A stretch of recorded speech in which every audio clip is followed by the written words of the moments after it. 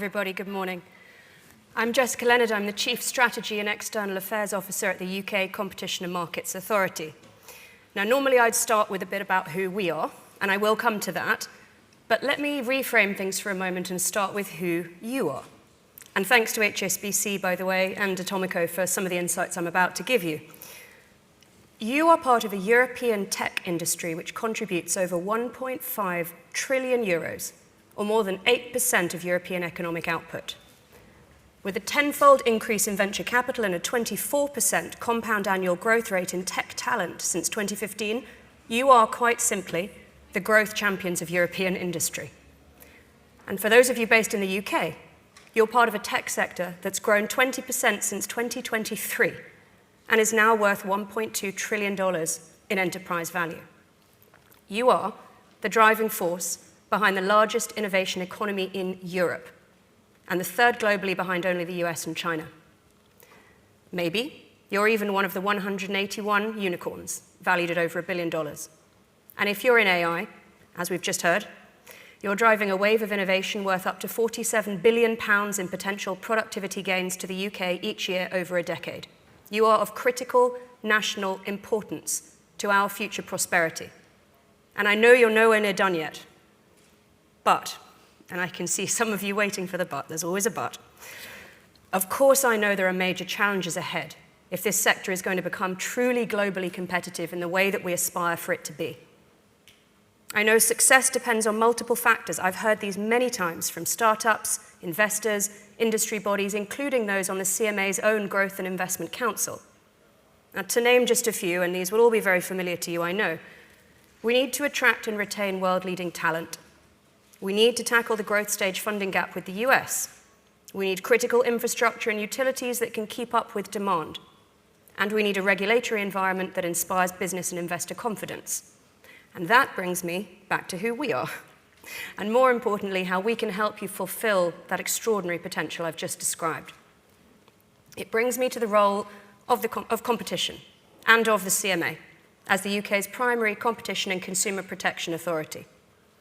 Now, my own background is largely private sector. I've worked for and advised startups, scale-ups, and some of the world's largest firms across a range of sectors, from clean tech and telecoms to digital payments, data, and AI. And I can tell you honestly, what drew me to the CMA was the knowledge of what really brought out the best in these diverse businesses, what really made them hustle, innovate, stretch every sinew to succeed, was the power of competition. So we can't solve all the problems I've just listed, I'm afraid, and I know there are more besides, but there are a number of things we can do. We can make markets work better through studies or investigations which lead to greater opportunities for innovators, entrepreneurs, and investors, as well as improved price, choice, and quality for consumers. We can keep markets open and competitive for all players by investigating the small number of mergers each year that have the potential to lead to a substantial lessening of competition. We can protect the level playing field and bring down barriers to entry through competition enforcement, giving you the confidence that your competitors can't gain an unfair advantage by breaking the law. We can boost consumer confidence, spurring spending and adoption of new products and services across the economy through robust enforcement of consumer protection. And as of January this year, we can promote competition in digital markets under the Digital Markets Competition and Consumers Act, which I'll come on to in a minute. Now, we talk about these powers, these tools that we have, but it's the outcomes that matter. Lower prices, more choice, quality, diversity and security of supply, innovation, productivity, investment, and economic dynamism. These are the foundations of growth. And not only that, but healthy competition also helps ensure the benefits of that growth are diffused across the whole UK economy over both the short and the long term. That's fundamental to achieving long-term prosperity for everyone in the UK. That is our job. And over the last decade, it's delivered more than £20 billion in direct financial benefits for UK consumers. Now, that brings me to something of a live debate here in the UK. Is driving economic growth really the job of regulators? Shouldn't a competition and consumer protection authority be focused on, well, competition and consumers? Now, our view is that, of course, it's part of our role. the CMA can absolutely support an environment that's strongly conducive to growth and investment while upholding our fundamental responsibilities to promote competition and protect consumers. In fact, the link between competition and growth is well established, and consumer confidence is the fuel that powers a thriving economy. And that's not just a dry economic argument. As I say, we're in the business of outcomes. So let me give you just a few examples that are particularly relevant to your sector. Our retail banking market investigation, some of you may remember that, paved the way for the UK's open banking revolution, with startups and challenger fintechs, some of you probably, powering a host of new services now used by over 70% of UK consumers and worth over £4 billion to the UK economy annually. We recently investigated the conduct of a software company supplying a critical management information system to schools. We saw evidence of those schools being locked into longer-term contracts when other cloud-based services offered by challengers and competitors were becoming particularly attractive. As a result of our intervention, the company legally committed to give certain schools the choice to switch, and a considerable number of them now have. And many such cases, by the way, rely on us receiving intelligence from parties who see that the market's not working as it should, and our door is always open. Some of you may remember the proposed merger of Experian and ClearScore. Now, the CMA found that that merger could stifle product development and negatively impact consumers, and the merger was abandoned. ClearScore returned to Plan A, to grow as an independent UK-based business. And since then, it hasn't just grown. It's doubled down on innovation and new offerings and now serves over 21 million users on 4 continents. And their CEO has joined the CMA board. Now, I don't need to tell this audience how critical access to online platforms is for your businesses. In 2023, the CMA secured commitments from Amazon to help third-party marketplace sellers compete on a level playing field, and from Meta to prevent the misuse of data through Facebook Marketplace that could create unfair advantages. Millions of UK businesses now have a fair chance of being featured in the buy box, are subject to fewer tie-ins around logistics, and enjoy greater protections for their valuable user data. Lastly, and most recently, for those of you in e-commerce or on platforms relying on user-generated content, earlier this year, following a CMA investigation, Google committed to enhanced processes to tackle fake reviews and to properly sanction reviewers and businesses who take part in this activity. With as much as £23 billion of UK consumer spending potentially influenced by online reviews each year, we simply cannot afford, as a country, for consumers and fair-dealing businesses, especially startups, trying to build trustworthy brands, to lose out to unfair practices. And new powers under the DMCCA mean we can now take more direct action in this area. Before I move on, it's worth noting for those of you less familiar with the CMA that we are part of government, but our decisions are made independently. So the fundamentals of what we do, promoting competition, protecting consumers, are core to our mandate from Parliament. And we also have a helpful frame from government called a strategic steer, which guides our prioritisation as well as how we work. And very much as I've just illustrated with these cases, the new draft steer from the incoming government highlights the importance of the CMA independently enforcing strong competition and consumer protection, while rooting our work squarely in the context of the contribution it can make to the government's #1 priority, economic growth. So I've talked about you, I've talked about us, and some of the ways that we can help. Let me spend some time in a moment talking about 2 areas I think will be of particular interest to this audience: mergers and digital markets. But before I do, I want to give you some important context about where we are as an organisation and where we're going. So far, I've largely talked about the what the CMA does, what value we can bring. But the how is equally important. Now, I think it's fair to say, over the years, the CMA may have gained a reputation for being something of an ivory tower. Not always easy to engage with, perhaps even somewhat daunting to deal with. Some of you here may even have direct experience of this. But in this challenging economic environment, with companies experiencing this degree of uncertainty and volatility, and with such a clear need to drive investment into our economy, so we can build critical services and infrastructure, so we can achieve that prosperity I talked about. Well, in that environment, it's not just what we do that matters. how we go about things, even perceptions of how we operate, matters very much. It matters to business and investor confidence and to the attractiveness of the UK as a destination for capital and a great place to start or grow a business. And that's why we've spent a lot of time over the last 6 months talking directly to businesses and investors, both domestic and international, as well as leading trade bodies. And we've heard that 4 aspects of how we work really matter. Pace, so streamlining our approach to reach sound outcomes as fast as possible. Predictability, being as clear as we can to minimize uncertainty. Proportionality, meaning what we prioritize, how we address any concerns that we find, and minimizing burden on businesses throughout. And finally, process, which really means direct engagement with businesses. So we've been working concertedly this year to deliver carefully considered, meaningful changes based on these 4 Ps that we're calling them.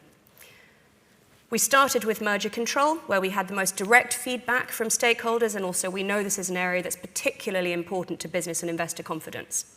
And we've now launched a package of substantial reforms, including new KPIs for considerably shorter end-to-end merger reviews, a consultation on our approach to merger remedies, looking at both the efficiency and the pace of our process, as well as how we strike the right balance between different types of remedies. New guidance to clarify how we'll apply the tests we use to decide whether we have the jurisdiction to investigate a deal or not.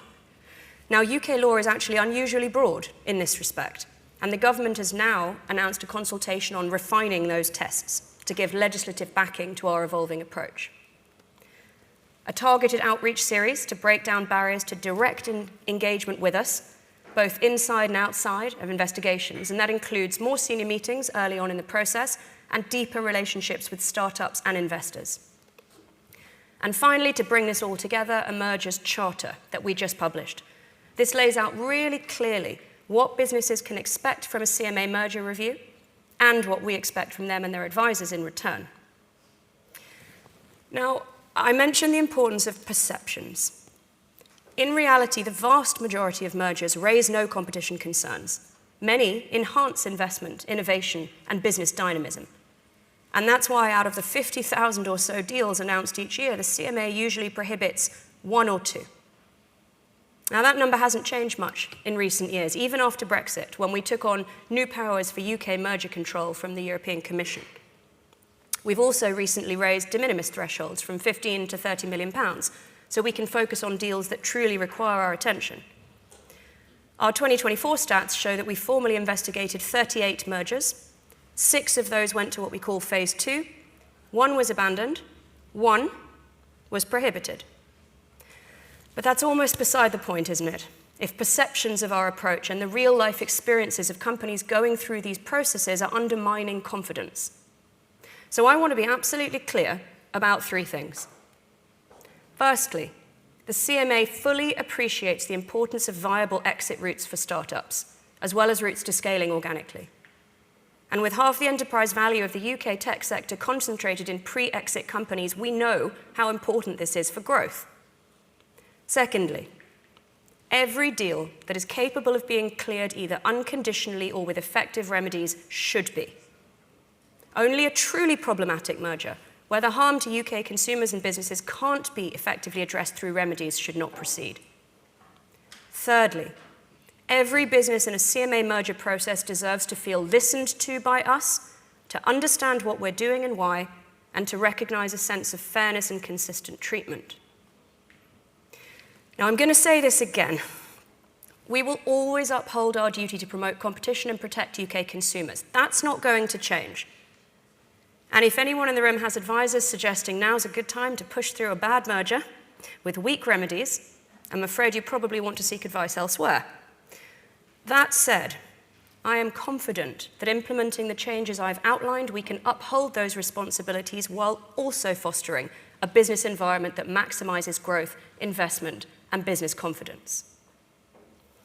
Now, beyond mergers, we're making real progress on applying the 4 Ps, that's pace, proportionality, predictability, and process, across other areas of our work. Now, I said I'd come on to digital markets. Let me give you some background that might be helpful on the new digital markets competition regime. That came into force January this year. and why we believe it's going to unlock a new era of innovation and investment across the UK tech ecosystem. So procedurally, the regime enables the CMA to assess over a 9-month investigation whether a particular firm has what we call strategic market status, SMS, in respect of a particular digital activity.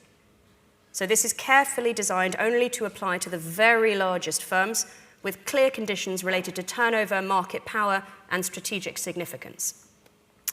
And then rather than imposing blanket rules across all companies, if a firm is designated with SMS, the CMA can take a very tailored, very bespoke approach to identifying and addressing specific harms. So in practice, what does this mean? For UK businesses, it could mean more interoperability, greater access to data and functionality, fair terms of access to platforms or marketplaces, so UK businesses aren't overpaying, aren't having to share valuable data, aren't restricted from making certain improvements to their offering. And for consumers, it could mean lower prices, more choice, easier switching, and protection from exploitation or misleading practices. Far from tying up the sector in red tape, this is all designed to open up opportunities across the ecosystem.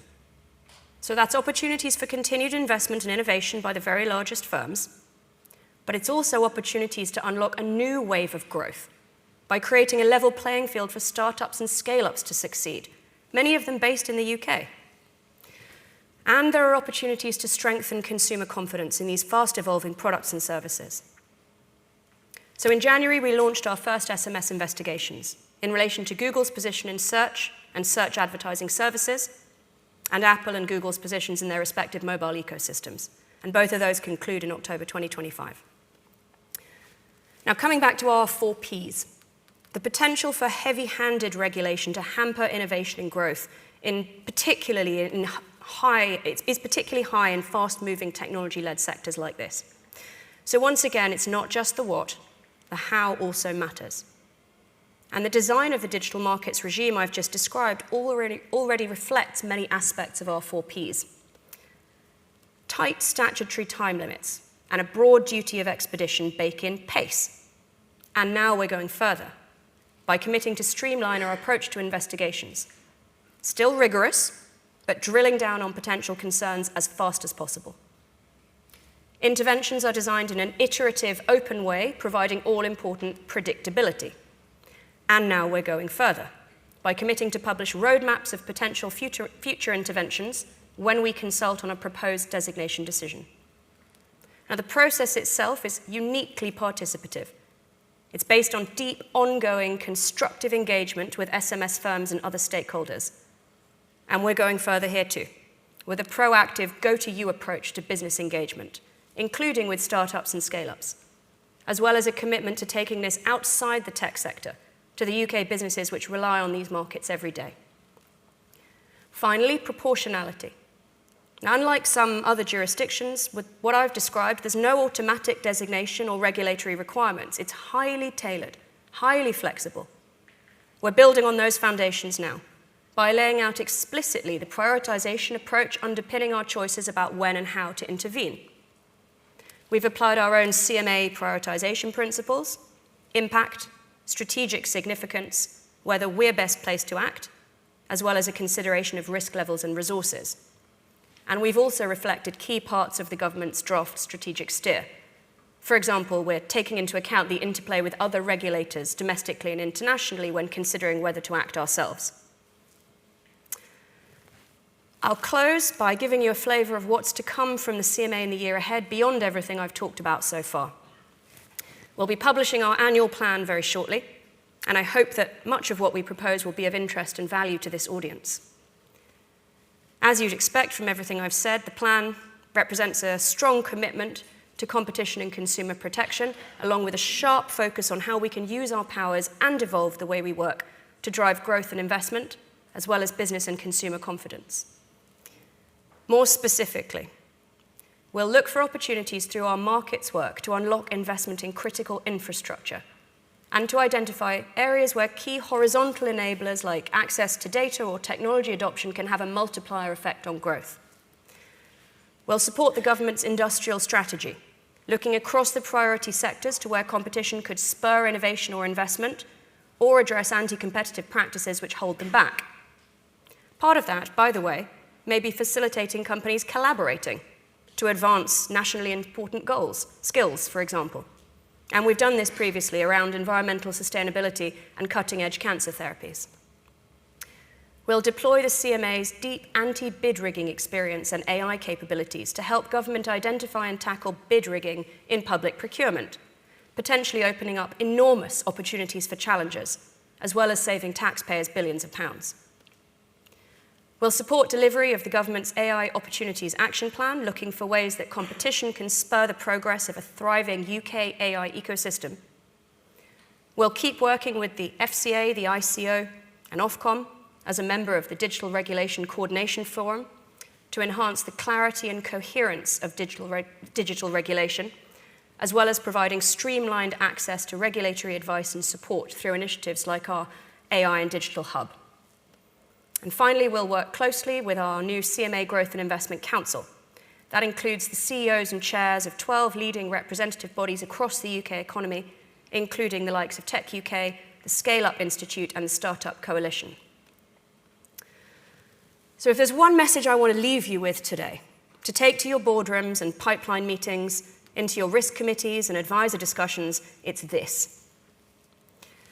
Our North Star is a regulatory environment which maximizes growth and investment to the greatest extent possible while staying true to our mandate to promote competition and protect consumers. So the confidence you all have in the UK competition regime and in the CMA matters. That's why we're listening and engaging more than ever before, and we'll keep doing that. We'll keep going with our 4 Ps, and we'll keep delivering those fundamentals which underpin growth and long-term prosperity for the benefit of all UK businesses and consumers. Thank you very much.